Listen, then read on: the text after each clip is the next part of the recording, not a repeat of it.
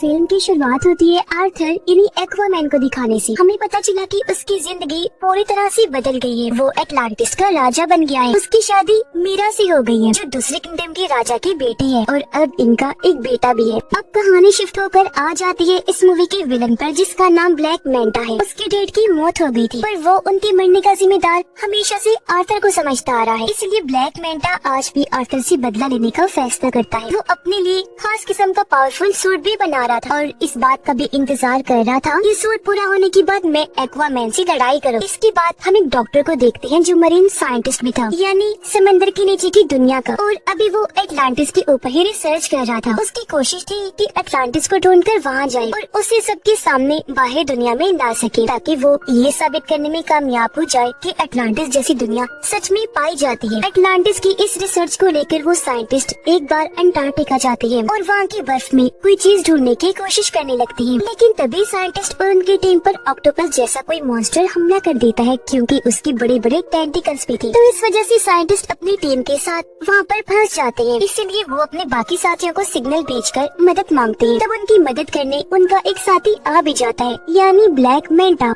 ये लोग मिलकर काम कर रहे थे। यहाँ आने के बाद ब्लैक मैंटा साइंटिस्ट और उनके साथियों की जान तो बचा लेता है लेकिन वो खुद यहाँ रिसर्च करने लगता है जिसके लिए वो बर्फ के और नीचे जाने लगा। काफी गहराई में आने के बाद उसे टूटा हुआ ब्लैक ट्राइडेंट दिखता है और अब जैसे ब्लैक मैंटा टूटे हुए ट्राइडेंट को उठाकर जोड़ता है तो उसे इसका असली मालिक नजर आने लगता है जिसका नाम कॉर्डेक्स था। ये काफी चालाक खतरनाक लग रहा था। वो ब्लैक मैंटा की यादों में कहता है कि तुमने क्योंकि मेरा टूटा हुआ ट्राइडेंट जोड़ दिया है इसलिए अब तुम बहुत ताकतवर बन जाओगे, साथ ही अपने दुश्मन एक्वामैन से बदला भी ले पाओगे और तो और हर वो चीज तुम कर सकते हो जो तुम करना चाहते हो। अब पता चला कि दुनिया की सूरत हाल काफी खराब हो गई है क्योंकि ग्लोबल वार्मिंग इतनी बढ़ गई है कि सुनामी और सैलाब वगैरह आते रहते हैं। इस वजह से बाहरी दुनिया के साथ साथ समंदर की दुनिया में भी काफी मुश्किलात आ रही हैं क्योंकि इस सारी सूरत हाल की वजह से समंदर के क्रिएचर्स धीरे धीरे मरते जा रहे हैं। सब कुछ देखते हुए अटलांटिस की काउंसिल की मीटिंग होती है जिनमें आर्थर भी शामिल था। यह आर्थर सब काउंसिल के सामने ये ऑफर रखता है कि हमें मिलकर बाहरी दुनिया के लोगों से बात करनी चाहिए और अपनी एडवांस टेक्नोलॉजी को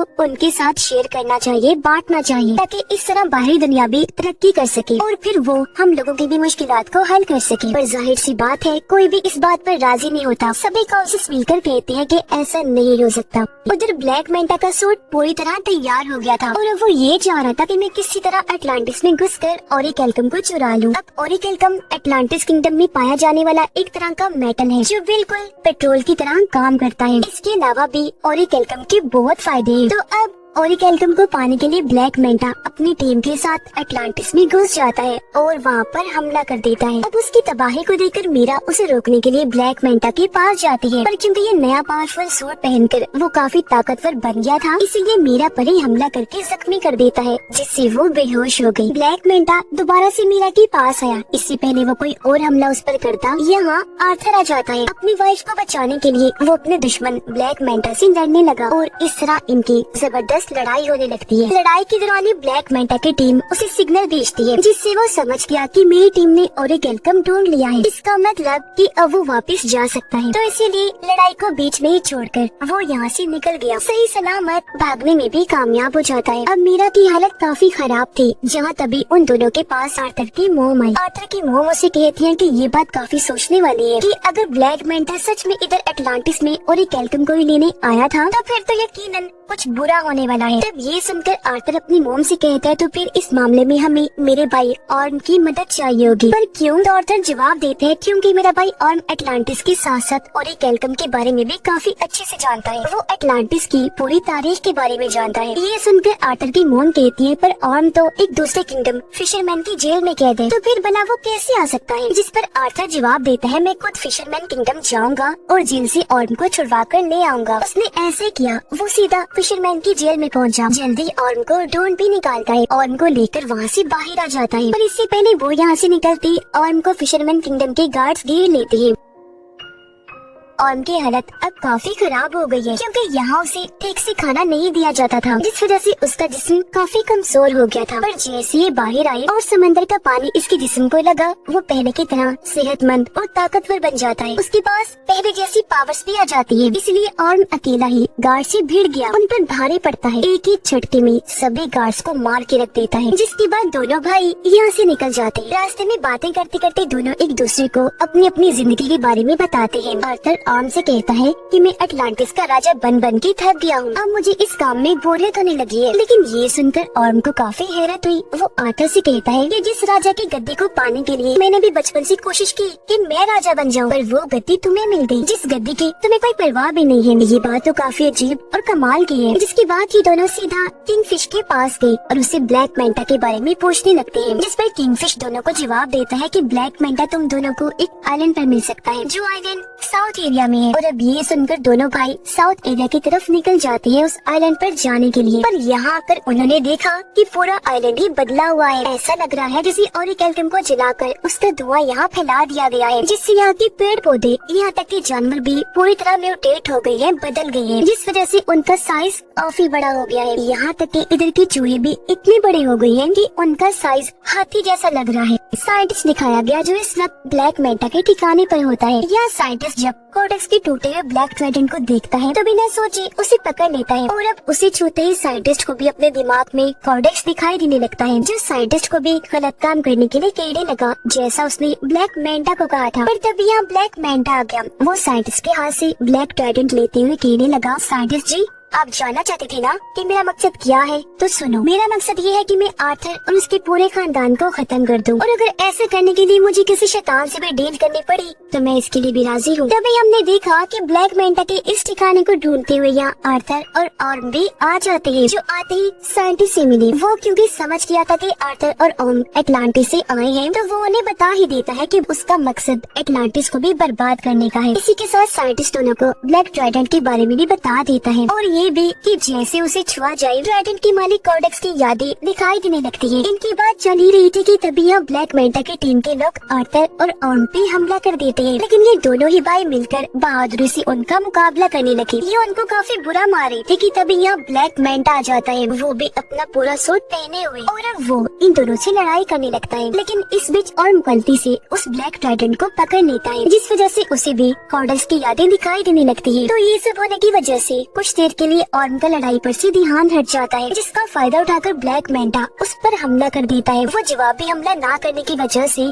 काफी जख्मी हो गया, और अब ब्लैक मेंटा इस तरह दोनों से डरता है कि वो इन पर भारी पड़ने लगा। अब जब ये लग रहा था कि ब्लैक मेंटा दोनों को ये मार देगा, तो तभी यहाँ मीरा के डैड आ गए, इन्हें राजा, जो आकर दोनों की मदद कर देते हैं और इन्हें निकाल कर भी यहाँ से ले जाते हैं। यहाँ से काफी दूर जाने के बाद ये एक महफूज जगह पर आ गए, और यहाँ उन लोगों को ब्लैक ट्राइडेंट के बारे में सब कुछ बता देता है। अटलांटिस को ढूंढने वाले आर्थर के डैड थे, उनके पास भी एक ताकतवर ट्राइडेंट था, जो अब उनकी बेटी किंग आर्थर के पास है। पर किंग यानी आर्थर के डैड का एक भाई भी था, जो और कोई नहीं बल्कि कोडेक्स ही था, और ये जो ब्लैक ट्राइडेंट है वो उसी ने ही बनाया था। अब जिस तरह आर्थर के डैड किंग अटलांटिस किंगडम को चला रहे थे, वैसे कोडेक्स एक दूसरे किंगडम को चला रहा था, जो कि बिल्कुल ही डार्क किंगडम था, यानी वहाँ खतरनाक क्रिएचर्स, मॉन्स्टर्स रहा करते थे। लेकिन परेशानी तो तब शुरू हुई जब कोडेक्स ने अपना असली रूप दिखाया। असल में कोडेक्स चाहता था कि वो अटलांटिस का ओरिकल्टम चुराकर और पावरफुल बन जाए। कुछ हद तक वो ऐसा कर भी रहा था, लेकिन उसके ऐसा करने से अटलांटिस और समंदर के बाकी क्रिएचर्स मरते जा रहे थे। साथ ही अटलांटिस के अंदर बीमारियां भी फैल रही थी। अब इस तरह के हालात देखकर किंग आर्थर के डैड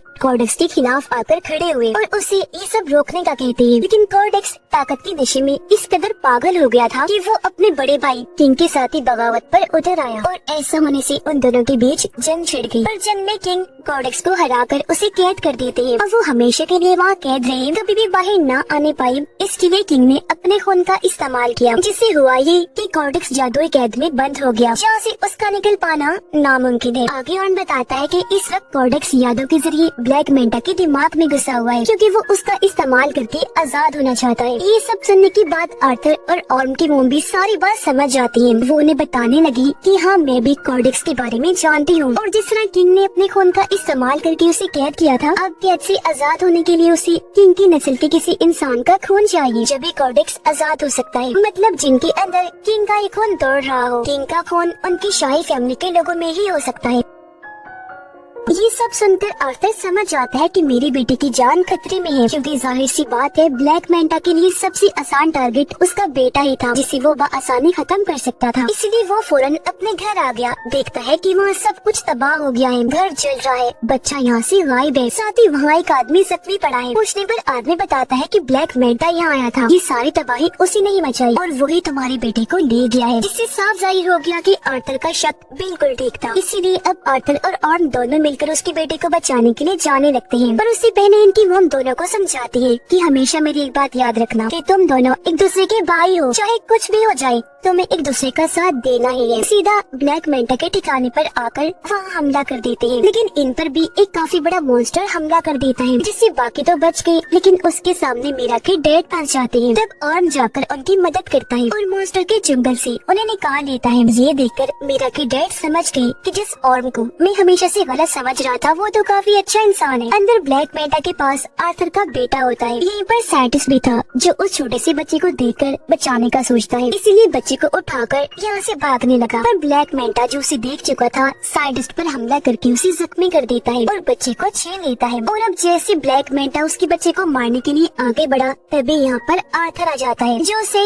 लड़ाई के लिए चैलेंज करता है। इनकी लड़ाई तो पहले काफी जोरदार हुई, लेकिन तभी यहाँ ब्लैक मैंटा आर्थर पर भारी पड़ने लगता है। इसकी वजह ये थी कि वो ब्लैक मैंटा नहीं बल्कि उसके अंदर कॉर्डेक्स था, क्योंकि वो पूरी तरह उस पर हावी हो गया था। पर इस बीच मौके का फायदा उठाकर मीरा अपने बच्चे को लेकर यहाँ से भाग जाती है, लेकिन तभी उसे जाते हुए ब्लैक मैंटा देख लेता है। वो अपने ब्लैक ट्राइडेंट से उस पर हमला कर देता है, लेकिन इससे पहले कि ट्राइडेंट मीरा को लगता पहले और उसे पकड़ लेता है और इस तरह उसने मीरा और उसके बच्चे की जान बचा ली। लेकिन इसका उल्टा असर भी हुआ, क्योंकि जैसे और ब्लैक ट्राइडेंट को छूता है कॉर्डेक्स उसके दिमाग को भी कंट्रोल करने लगता है। वो उसे उसके भाई आर्थर के खिलाफ भड़काते हुए ये दिखाने लगता है कि तुम्हारे भाई आर्थर ने तुम्हारे साथ बहुत गलत किया है, असल में तुम ही हो जो अटलांटिस का राजा बनने के लायक हो, न कि आर्थर। तो इसी वजह से अब ऑर्म आर्थर पर हमला कर देता है। लेकिन यहाँ आर्थर जो सारी बात समझ गया था वो पलट कर वार नहीं करता, बल्कि अपने भाई को समझाने लगा कि होश में आओ और खुद पर काबू रखो। तब ऑर्म ऐसे ही करता है, उसने जैसे तैसे खुद पर काबू पा लिया। साथ ही उसे अपनी मॉम की बात पे याद आती है कि तुम दोनों भाई भी हो, चाहे कुछ भी हो जाए तुम्हें एक दूसरे का साथ देना ही है। लेकिन इसी बीच फायदा उठाकर कॉर्डेक्स खुद को आजाद करने में लग जाता है। ऐसा करने से उसके जिस्म में जान आने लगती है। ठीक इसी वक्त ऑर्म ने ब्लैक ट्राइडेंट को छोड़ दिया।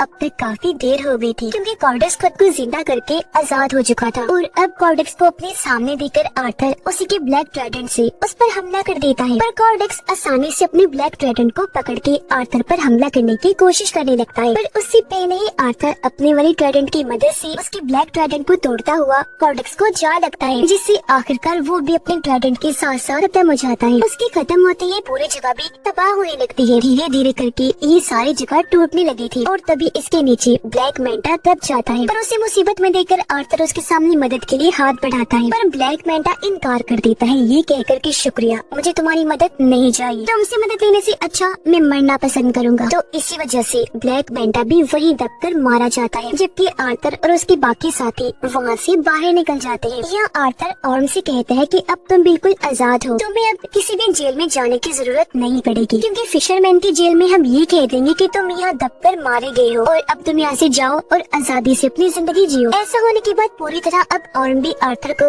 अपना भाई मान लेता है, क्योंकि उनकी गलत फहमियाँ दूर हो गई थी और कहने लगा कि अटलांटिस को जैसे राजा की जरूरत है तुम बिल्कुल वैसे हो, ये किंगडम तुम्हारा ही है। इसके बाद हम देखते हैं कि आर्थर अटलांटिस को दुनिया के सामने ले आता है। बाहरी दुनिया में आकर इस किंगडम के बारे में वो सब कुछ बता देता है। उसने ये भी कहा कि अब से हम अटलांटिस की टेक्नोलॉजी को दुनिया के साथ भी शेयर करेंगे, जिससे होगा ये कि हम साथ में मिलकर दुनिया को मजीद और अच्छा बनाएंगे। आर्थर की जिंदगी ऐसी ही गुजर रही थी, यानी वो अटलांटिस और बाहरी दुनिया दोनों में रहता है। इस फिल्म की कहानी भी यहीं पर खत्म हो जाती है।